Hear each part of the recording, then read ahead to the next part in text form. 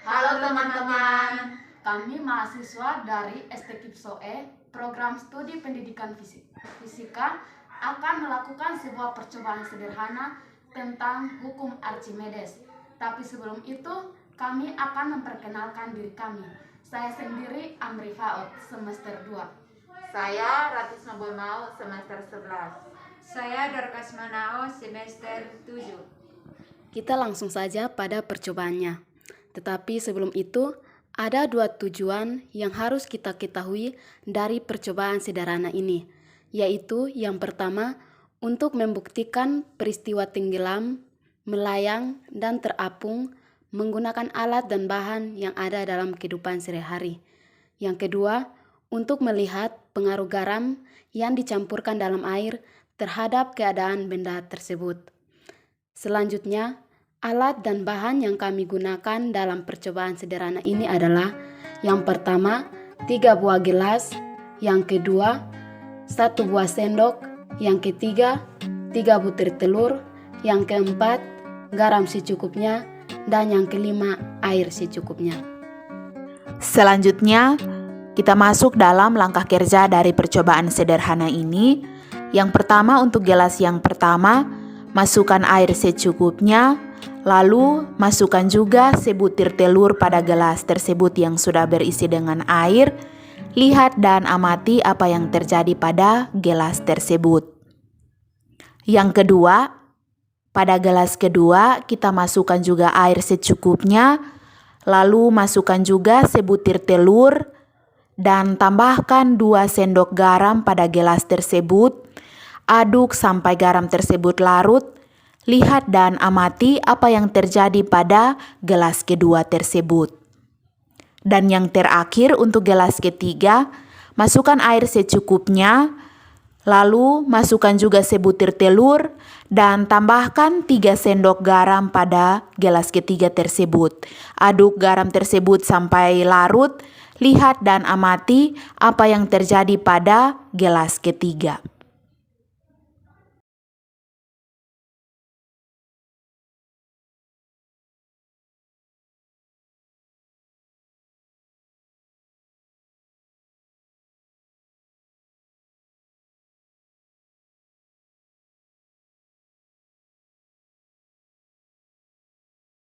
Setelah melakukan langkah-langkah kerja yang ada, dapat kita lihat bahwa pada gelas pertama telurnya tenggelam, pada gelas kedua telurnya melayang, dan pada gelas ketiga telurnya terapung. Nah teman-teman, pada gelas pertama, tanpa menambahkan garam, hasilnya telur tersebut tenggelam. Lalu pada gelas kedua ditambahkan 2 sendok garam, hasilnya telur tersebut melayang.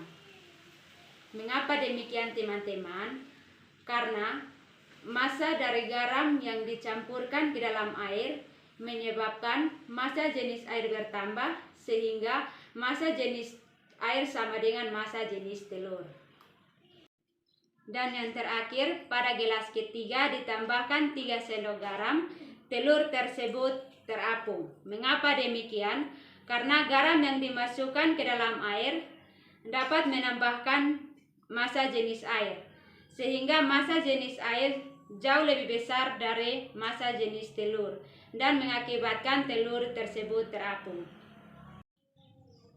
Nah teman-teman, dari percobaan sederhana ini dapat kita ambil kesimpulan bahwa peran garam sangat penting dalam menambah massa jenis air. Jika garam ditambahkan banyak, maka massa jenis air tersebut akan bertambah banyak. Begitupun sebaliknya.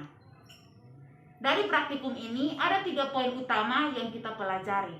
Yang pertama, jika massa jenis air lebih besar daripada massa jenis telur, maka telur tersebut akan terapung. Lalu yang kedua, jika massa jenis air sama dengan massa jenis telur, maka telur tersebut akan melayang.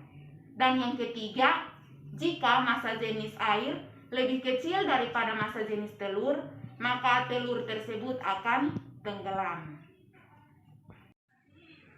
Demikian hasil percobaan kami. Sekian dan terima kasih. Shalom.